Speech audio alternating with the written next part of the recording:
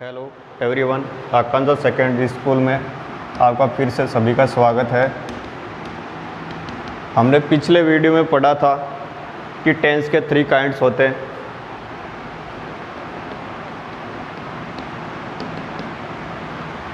Tense के 3 kinds होते हैं। सबसे पहले पास्ट होता है, जो पास्ट की क्रिया को दर्शा देता है, जो ये एक्शन दर्शाता रहता है कि पास्ट में क्या घटित हुआ। और उसके बाद प्रेजेंट, जो वर्तमान काल में हम जो अभी प्रेजेंट टाइम में जो शो करते रहते हैं, जिस क्रिया के साथ हमारा संबंध होता है उसको हम प्रेजेंट में शो करते हैं। और फ्यूचर टेंस, जो हम नेक्स्ट टाइम आने वाले दिनों में करेंगे या हमारा फ्यूचर का जो प्लान है उसके बारे में जो शो किया जाता है वो फ्यूचर टेंस में होता है। सबसे पहले हमने पढ़ा था प्रेजेंट टेंस।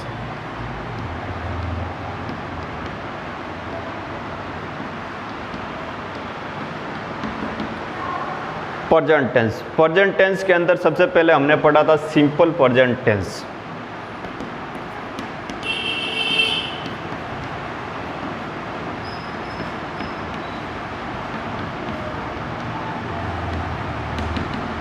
जिसमें सबसे पहले हमने टाइप पढ़ी थी अफर्मेटिव सेंटेंस की, कि अफर्मेटिव सेंटेंस में हम सकारात्मक वाक्य के साथ किस प्रकार हेल्पिंग वर्ब यूज करते हैं या नहीं करते हैं, उसके साथ सेंटेंस में लगने वाली वर्ड्स कैसे यूज करते हैं, और कुछ फिलअप भी देखे थे।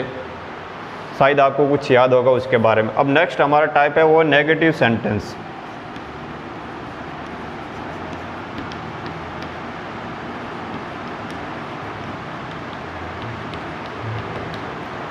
नेगेटिव सेंटेंस वो होते हैं जो जिसमें या तो सीधा सा नोट लगा होता है या हमारे को पढ़ने पर यह पता चलता है कि नेगेटिव सेंस को दर्शाता है, यानी जो नहीं का भाव देता है उसको हम नेगेटिव सेंटेंस में बोलते हैं। और प्रेजेंट सिंपल के अंदर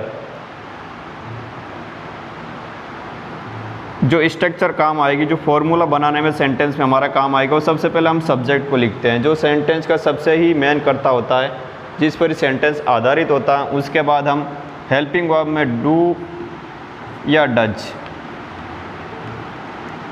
उसके बाद नोट प्लस वर्ब की फर्स्ट फॉर्म प्लस ऑब्जेक्ट या एडवर्ब या फिर कॉम्प्लीमेंट जो हमारे पास होता है वो हम उसको यूज करते हैं।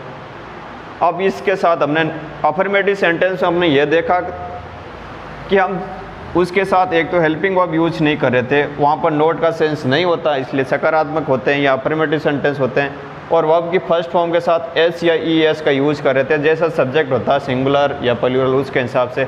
अब यहाँ पर क्या होता है, हमारे सब्जेक्ट से कोई फ़र्क नहीं पड़ेगा कि हम एस ई एस नहीं लगाने वाले हैं। सब्जेक्ट का सिर्फ फ़र्क पड़ेगा, वो पड़ेगा हेल्पिंग वर्ब पर, यानी मेन वर्ब पर तो उसका कोई यूज नहीं होगा। हम किसी भी पोजीशन में उसका वर्ब की फर्स्ट फॉर्म ही यूज करेंगे, लेकिन हम सब्जेक्ट सिंगुलर होने पर हम डज का यूज करेंगे। यदि सिंगुलर सब्जेक्ट है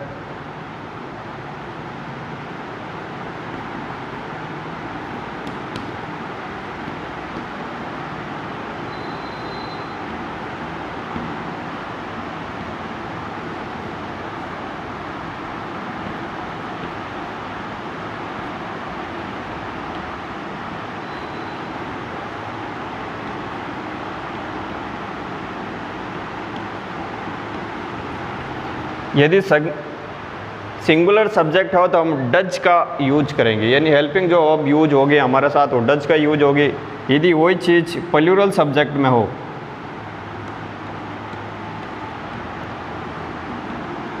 तब हम क्या करेंगे, डू का यूज करेंगे। यानी डू जो हेल्पिंग वर्ब है वो प्लूरल सब्जेक्ट के साथ यूज की जाती है। अब हम देखते हैं सेंटेंस किस प्रकार से बनते हैं, उसमें होने वाले कैसे सब्जेक्ट का यूज किया जाता है, उसके बाद हेल्पिंग वर्ब को रखा जाता है।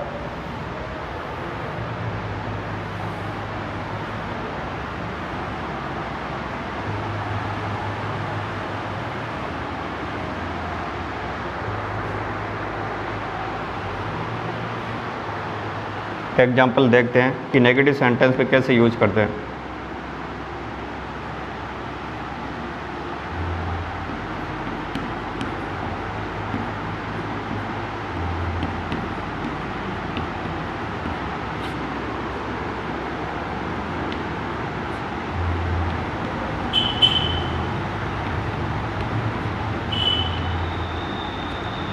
एक सेंटेंस दे रखा है सुरेश रोजाना स्कूल नहीं आता है, इसका मतलब ये नहीं जो दर्शा रहा है ये और ये हमारे को सेंटेंस देखने पर पता चलता है कि प्रेजेंट सिंपल सेंटेंस में दे रखा है, यानी जो हमारे प्रेजेंट टेंस है उसके अंदर दे रखा है और उसमें भी ये नेगेटिव दर्शा रहा है, यानी नहीं को दर्शा रहा है, तो हमारे को लगता है कि ये नेगेटिव सेंटेंस है।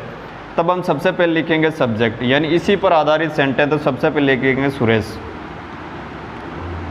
अब ये सिंगल है, यानी ये प्रॉपर नाउन है, तो प्रॉपर नाउन है, ये सिंगल है, किसी व्यक्ति का प्रॉपर नाउन दे रखा है, तो हम उसके साथ जो सिंगुलर सब्जेक्ट होता है अभी हमने पढ़ा उसके साथ हम डच का यूज करेंगे, डच। अभी हेल्पिंग वर्ब यूज हो गई, डच के बाद नोट। अब मेन वर्ब है आना, अब हम इसको अब की फर्स्ट फॉर्म ही रखेंगे, एस या ई एस का यूज नहीं करेंगे क्योंकि हमारे नेगेटिव सेंटेंस का यही रूल है।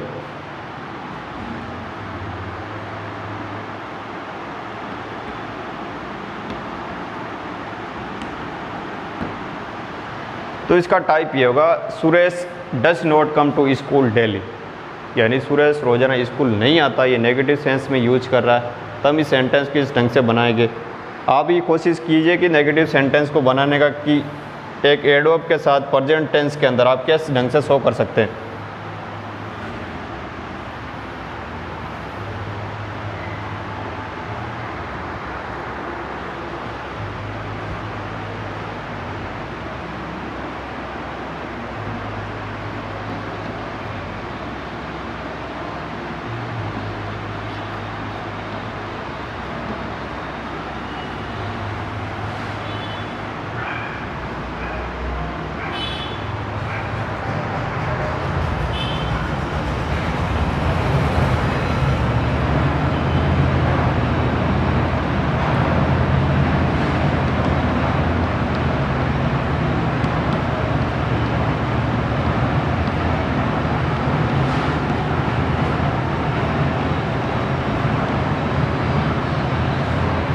अगला सेंटेंस दे रखा है कि किसी गर्ल्स के बारे में बात कर रहा है कि वो दिन में 2 बार चाय नहीं पीती, इसका मतलब हैबिचुअल एक्शन नहीं है या फिर नेगेटिव को दर्शा रहा है। नहीं पीती है मतलब सिंपल सा सेंटेंस है जो नेगेटिव दर्शा रहा है। हम इस नेगेटिव सेंटेंस को सबसे पहले हम सब्जेक्ट को लिखेंगे सी।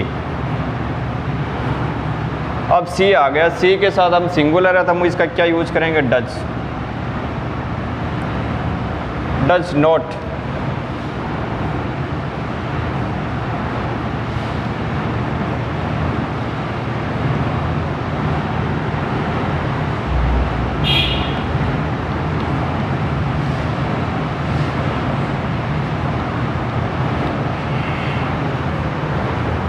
सी does not take a tea twice a day, यानी दिन में 2 बार चाय नहीं पीती है, इसका मतलब नेगेटिव सेंस में दर्शा रहा है, तो हम इसको ऐसे लिखेंगे। अब यही सेंटेंस आपके एग्जाम में आ जाए तो आप इसको कैसे लिखोगे, जैसे इस सेंटेंस को मैं बनाता हूँ कि एग्जाम में फिलअप कैसे आती है, जैसे मैंने ये इतना रफ कर दिया, इसका हिंदी से तो कोई मतलब नहीं है। अब सेंटेंस में ऐसा लिखा होता है कि आपको इतना सेंटेंस दे रखा है, इसके बीच में she dot dot dot at tea twice a day. अब आपके इसके अंदर लिख दिया नॉट टेक। ये नोट ये दिखा रहा है कि आपको नेगेटिव सेंस यानी जो फॉर्म भरनी है ये नेगेटिव के अंदर आपको शो करनी है, तो ये नेगेटिव आप सेंस में शो करेगा। सबसे पहले आप देखोगे इसके अंदर एक हेड ऑफ दे रखी है जो ये शो करती है कि ये प्रेजेंट टेंस की है। अब प्रेजेंट टेंस के अंदर भी एक कौन सा टाइप दे रखा है, उसके अंदर आपका नोट का जिक्र किया गया है। इसका मतलब ये नेगेटिव पूछना चाहता है, तब हम सबसे पहले देखेंगे कि इसके अंदर सब्जेक्ट क्या देकर रखा है। सब्जेक्ट है वो सिंगुलर है, यानी ये किसी गर्ल्स के बारे में बात कर रहा, सी दे रखा है, इसका मतलब ये सिंगुलर सब्जेक्ट है। सिंगुलर सब्जेक्ट है तो उसके साथ हम डच का यूज करेंगे। क्या यूज करेंगे, डच। और उसके बाद हमारे नोट दे रखा है जो नेगेटिव सेंस को दर्शाता, हम इसके साथ नोट लगाएंगे, डच नोट। अब हमारी मेन वर्ब जो दे रखी है वो है टेक, तो हम इसका इससे लिखेंगे डच नोट टेक। तो इसके सही क्या होगा, डच नोट टेक। अब टेक के पीछे एस या ई एस का यूज नहीं करेंगे क्योंकि ये नेगेटिव सेंटेंस दे रखा है। तो ये था नेगेटिव सेंटेंस, ये इसके अंदर यूज होने वाले आप डच या डिक।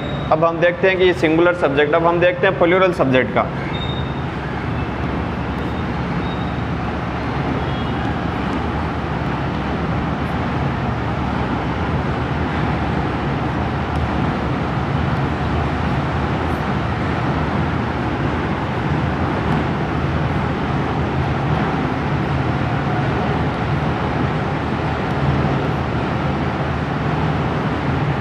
एक सेंटेंस दे रखा है कि वो हमेशा फुटबॉल मैच नहीं खेलते, यानी एक से ज़्यादा के बारे में बात हो रही है। यानी ये जो वे दर्शा रहा है ये सब्जेक्ट है, ये दर्शा रहा है कि यहाँ पर जो सब्जेक्ट है वो प्लूरल है। तो हम सबसे पहले लिखेंगे सब्जेक्ट दे।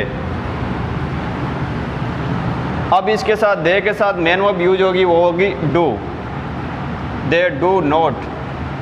अब मेन वर्ब है वो खेलना, डू नॉट प्ले, यानी जो मेन वर्ब होती है वो एक्शन शो करती है, यानी मोशन में क्या चीज़ है। तो they do not play.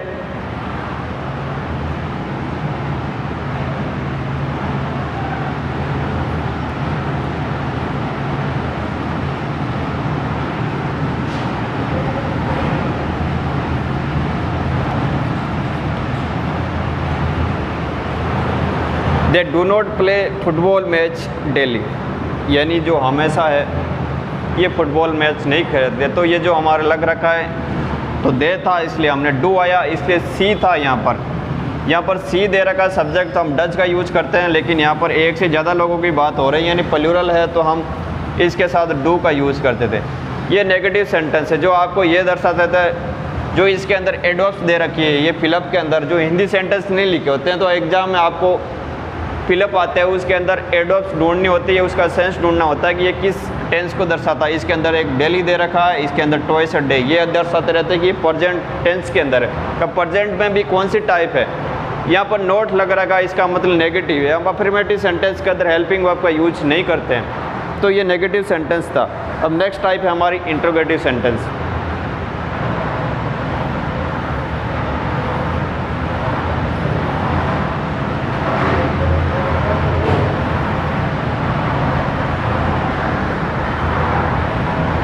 Next type है इंट्रोगेटिव सेंटेंस।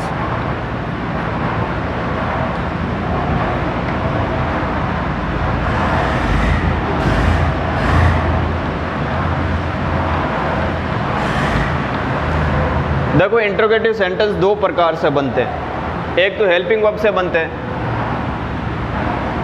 इसके दो टाइप्स होते हैं इंट्रोगेटिव सेंटेंस के।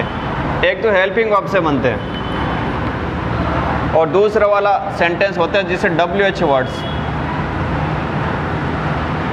यानी दो टाइप से सेंटेंस बनते हैं, एक तो हेल्पिंग वर्ब से बनते हैं, दूसरा वाला WH वर्ड्स। अब हमारे को ये कैसे पता चलेगा कि WH वर्ड लगेगा या फिर हेल्पिंग वर्ब से स्टार्ट हो गए। हम जिस क्वेश्चन का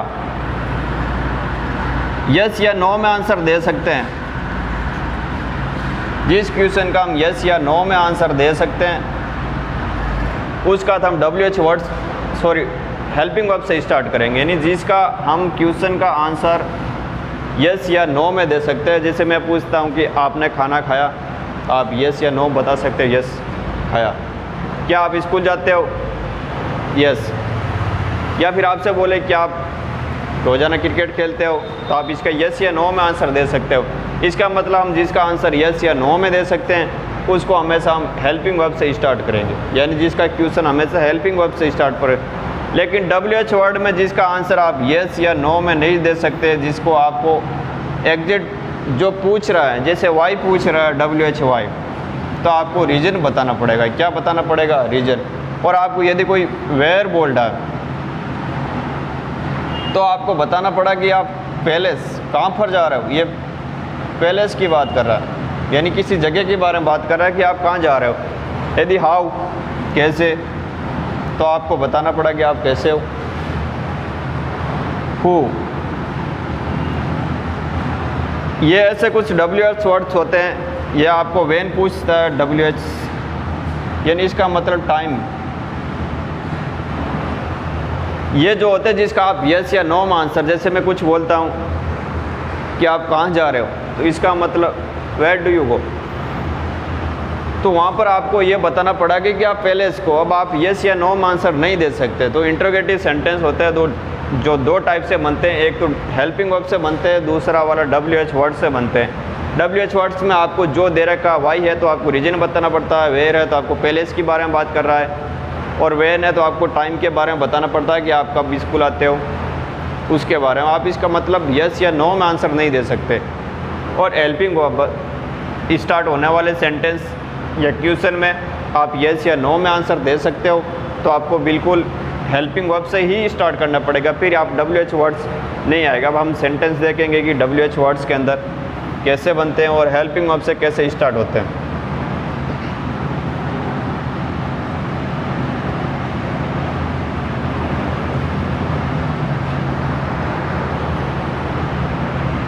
एग्जाम्पल,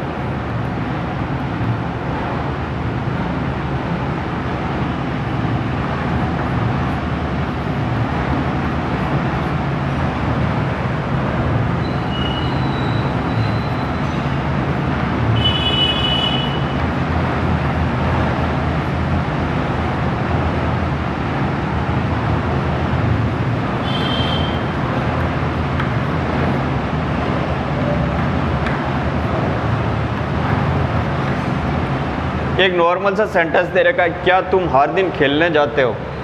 तो ये सेंटेंस है सर जिसका आप यस या नो में आंसर, यानी पूरा सेंटेंस का आंसर बोले बगैर आप यस बोल सकते हो, हाँ मैं हर दिन खेलने जाता हूँ, या फिर हाँ मैं हर दिन नहीं जाता हूँ, या इसका यस या नो में आंसर दे सकते हो। तो इसका मतलब हम इस सेंटेंस को हम हेल्पिंग वर्ब से स्टार्ट करेंगे। किससे स्टार्ट करेंगे? हेल्पिंग वर्ब से। और इंट्रोगेटिव सेंटेंस बनाने के लिए स्ट्रक्चर होती है कि आप सबसे पहले WH वर्ड यदि दे रखा है, यानी आपको सेंटेंस पढ़ के समझ में आ रहा है कि आपको हेल्पिंग वर्ब्स या WH वर्ड्स में से, तो आप उसमें से चूज करोगे, या फिर डू या डच, यानी जैसा आपका सब्जेक्ट है उसके अनुसार। उसके बाद आप सब्जेक्ट का यूज करेंगे और उसके बाद मेन वर्ब की फर्स्ट फॉर्म का यूज करेंगे। उसके बाद ऑब्जेक्ट या फिर आपके पास एडवर्ब या फिर कॉम्प्लीमेंट जो भी होता है, उसके बाद क्वेश्चन मार्क। जैसे इस सेंटेंस को आप इस स्ट्रक्चर या इस फॉर्मूले के हिसाब से बनाते हैं तो हमारे पास WH वर्ड ये लगेगा नहीं, क्योंकि हमारे पास इसका आंसर यस या नो में दे सकते हैं। तो हम सबसे पहले डू या डज में से चूज करेंगे। किस में से चूज करेंगे? डू या डज में से। तो हमारा सब्जेक्ट है यू, हमारा सब्जेक्ट क्या है? यू, जो यहाँ पर सब्जेक्ट है। तो इससे पहले हमारा हेल्पिंग यूज जो है वो प्लूरल में होता है, तो हम इसका यूज करेंगे डू। तो हम इस दोनों में से एक चीज़ यूज कर ली, डू। अब इसका मतलब हमारे पास डू का कोई काम नहीं। इसके बाद हमारा चाहिए सब्जेक्ट, सब्जेक्ट है यू, डू यू। अब वर्ब की फर्स्ट फॉर्म चाहिए हमारे, जो है मेन वर्ब। मेन वर्ब क्या चीज़ है इसके अंदर? हमारे मोशन में क्या ये जा रहा है, ये पूछ रहा है क्या जाते हुए, तो हम इसको लिखेंगे डू यू गो। किसके लिए जा रहा है? Go to play. इसके बाद हमारा ये सेंटेंस पूरा हो गया, यानी इसकी वर्ब हो गई। अब हमारे को एडवर्ब ऑब्जेक्ट, इसके अंदर एडवर्ब दे रखी है हर दिन, तो हम go to play every day.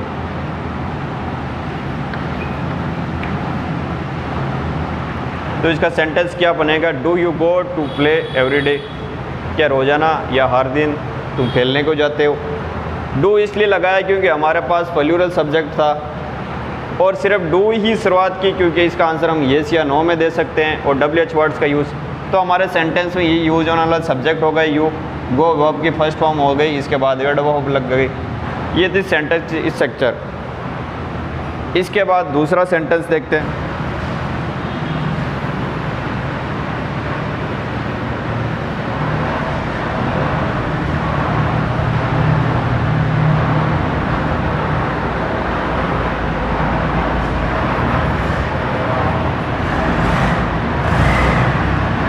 अगला सेंटेंस देखते हैं।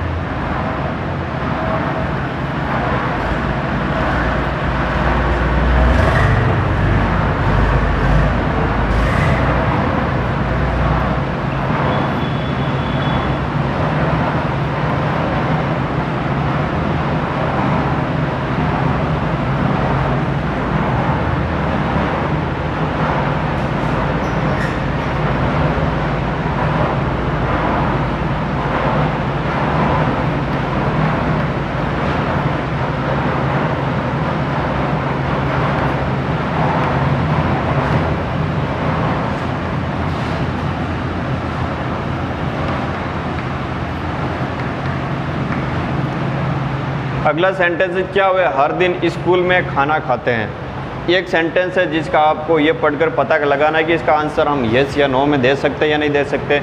तो बिल्कुल येस या नो में आंसर दे सकते हैं, क्योंकि यहाँ पर WH वर्ड्स का यूज़ नहीं होगा, क्योंकि हम इसका आंसर येस या नो में दे सकते हैं। तो सबसे पहले हम देखेंगे आप इसका सब्जेक्ट क्या है। सब्जेक्ट है दे,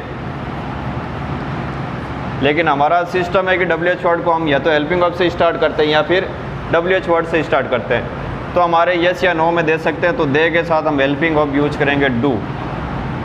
तो ये हेल्पिंग वर्ब से स्टार्ट हो गया, डू दे। अब इसकी मेन वर्ब क्या है? खाते हैं। क्या खाते हैं? Eat. Eat a food in school.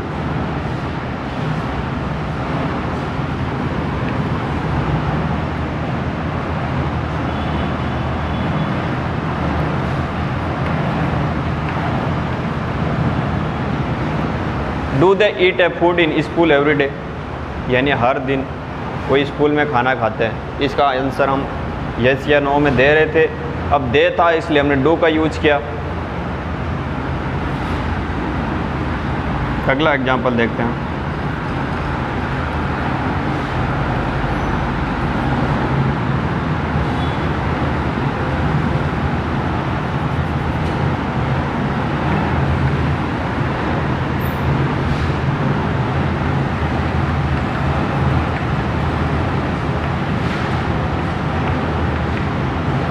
ये अगला क्वेश्चन है कि तुम रोजाना समय पर कहाँ जाते हो। ये नहीं आपसे कोई पूछता है कि तुम रोजाना समय पर कहाँ जाते हो, तो इसका मतलब आपको ये पैलेस के बारे में पूछना चाह रहा है, जिसका आंसर आप येस या नो में नहीं दे सकते। अब आपको जगह का नाम बताना पड़ेगा कि आप कहाँ जाते हो। तो आप इसको कैसे लिखोगे? कहाँ को लिखते हैं वेयर। सबसे पहले WH वर्ड। अब WH वर्ड आ गया तो अब हमारे को देखना सब्जेक्ट क्या है। सब्जेक्ट है यू। यू के लिए हम डू का यूज करते हैं। Where do you go?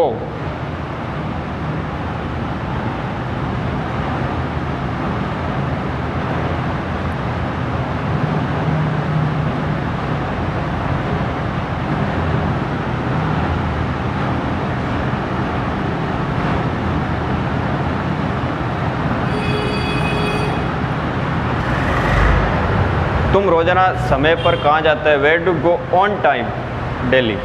इसका ये सेंटेंस बनेगा। तो अब वैसे सेंटेंस में दे रखा होता है, तो आपको ये सबसे पहले तो हमारा सेंटेंस का रूल्स है कि हेल्पिंग वर्ब से स्टार्ट होने वाले सेंटेंस में हमारे को ये तय करना है कि हेल्पिंग वर्ब येस या नो में आएगी आंसर, तो हम उसका हेल्पिंग वर्ब से स्टार्ट करेंगे। यदि वही सेंटेंस येस या नो में आंसर नहीं दे सकते तो उसका हम WH वर्ड से स्टार्ट करेंगे। जो WH वर्ड्स हमारे को शो कर रहा है, यदि हमारे को क्यों रीजन लिखा है या कहाँ लिखा है या पैलेस के लिए पूछ रहा है, तो हम उसके अनुसार WH वर्ड्स जो यूज हो गए उस सेंटेंस में। तो आज का हमारा सेंटेंस थे नेगेटिव और इंट्रोगेटिव सेंटेंस। दो टाइप थी, नेगेटिव और इंट्रोगेटिव सेंटेंस। एक तो नेगेटिव, दूसरा वाला इंट्रोगेटिव सेंटेंस। तो आप इसको घर पर चेक करना कि ये सेंटेंस आप कर पाते हो या नहीं करते हो। तो एक नोटबुक निकालना, कम से कम दो सेंटेंस ज़रूर बनाना। एक नेगेटिव सेंटेंस के 2 सेंटेंस जिसमें नोट का यूज होता हो, जो नॉर्मली आप रूटीन में कार्य करते रहते हो कि आप क्या करते हो क्या नहीं करते हो। तो उसके दूसरा वाला इंट्रोगेटिव सेंटेंस, इसके आपके 2 सेंटेंस अपनी नोटबुक में बनाने कि आप इसके यूज कर सकते हैं। एक तो हेल्पिंग वर्ब से स्टार्ट होने वाले जिसके आप येस या नो में आंसर दे सकते हो, और दूसरा WH वर्ड का जो सेंटेंस में ये शो करता रहता है कि आपको WH वर्ड लग के जिसका आप येस या नो में आंसर नहीं दे सकते। और बाकी जो अगले सेंटेंस का टाइप है हम आगे आने वाले सेंटेंस में पढ़ेंगे। तब तक के लिए नमस्कार।